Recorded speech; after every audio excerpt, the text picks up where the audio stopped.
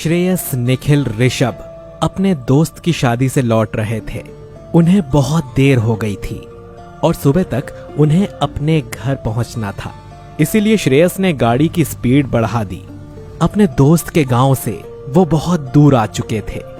तभी उन्हें एक बोर्ड दिखाई दिया जिस पर लिखा था कि लैंडस्लाइड होने की वजह से आगे रास्ता बंद है।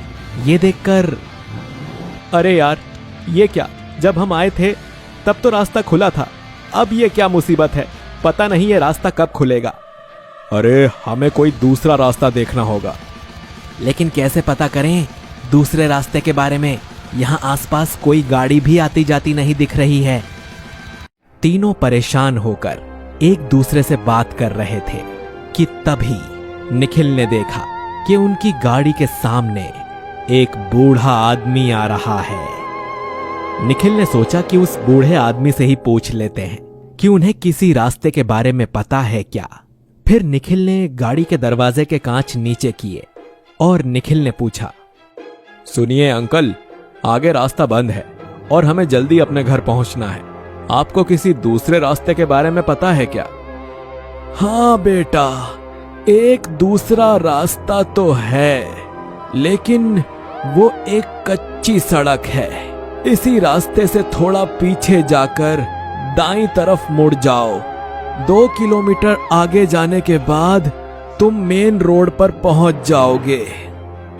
अच्छा जी, धन्यवाद। निखिल ने उस बूढ़े के द्वारा बताया हुआ रास्ता अपने दोस्त को बताया। श्रेयस को उस कच्ची सड़क से जाना ठीक नहीं लग रहा था। उसका मानना था कि जिस रास्ते के बारे में हमें पता नहीं, उस रास्ते से कभी जाना नहीं चाहिए। निखिल और ऋषभ ने उसे समझाया कि यहां रुके रहने से वैसे भी कोई फायदा नहीं है, और श्रेयस ने गाड़ी पीछे करके राइट टर्न ले लिया। वो सड़क सच में कच्ची थी। दोनों तरफ झाड़ियां बड़ी हुई थीं। पूरी सड़क पर एक भी लाइट नहीं थी। सिर्फ श्रेयस की गाड़ी की हेडलाइट की रोशनी वहां फैली हुई थी। रास्ते पर बहुत से कंकर पत्थर थे। उसमें से एक बड़ा पत्थर गाड़ी के टायर के नीचे दब गया और टायर पंचर हो गया। ये देख श्रेयस को बहुत गुस्सा आया। वो तो वैसे भी उस कच्ची सड़क से जाना नहीं चाहता था। देखा, मैंने कहा था ना कि इस रास्ते से नहीं चलते, लेकिन तुम लोगों ने मेरी बात नहीं मानी। अब क्या करें? इस सड़क पर तो कोई आता जाता भी नहीं दिख रहा है। किससे मदद मांगे हम? तभी थोड़ी दूरी पर ऋषभ को एक घर दिखाई दिया। ऋषभ ने निखिल और श्रेयस से कहा कि वो उस घर में जाकर देखता है कि वहां कोई है या नहीं। अगर वहां पर कोई हो तो वो उसकी कुछ मदद ले सके। ये सोचकर ऋषभ गाड़ी से नीचे उतरा और चलते हुए उस घर के पास जाने लगा जहां तक गाड़ी की हेडलाइट की रोशनी पहुंच रही थी।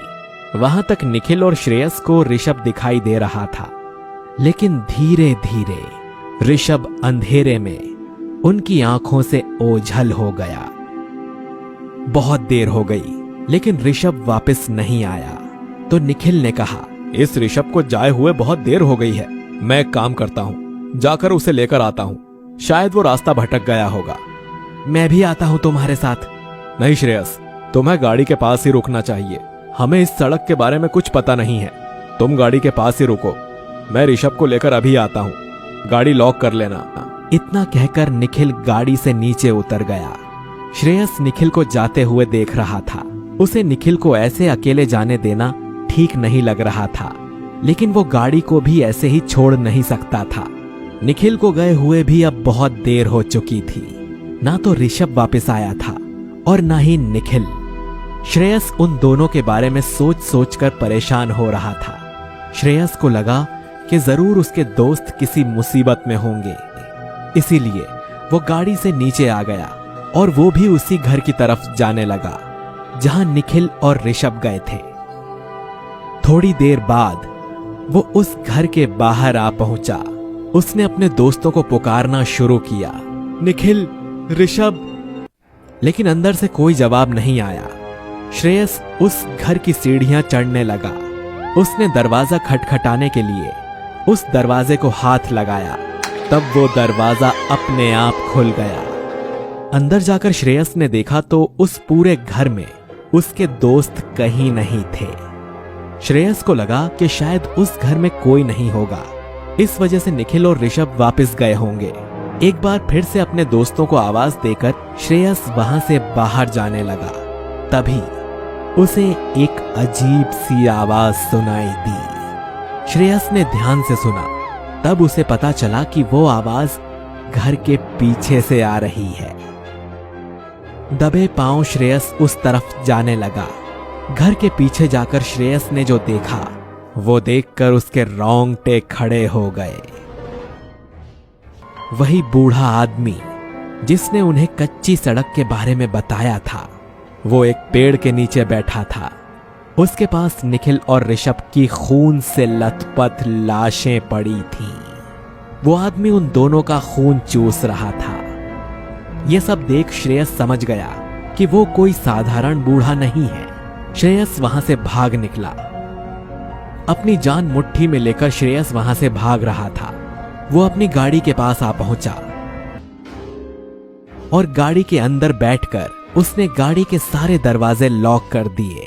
उसने अपनी आंखें बंद की, फिर भी उस बूढ़े अघोरी का चेहरा और अपने दोस्तों की लाशें उसकी आंखों के सामने से जा ही नहीं रही थी। श्रेयस बहुत बुरी तरह डर गया था।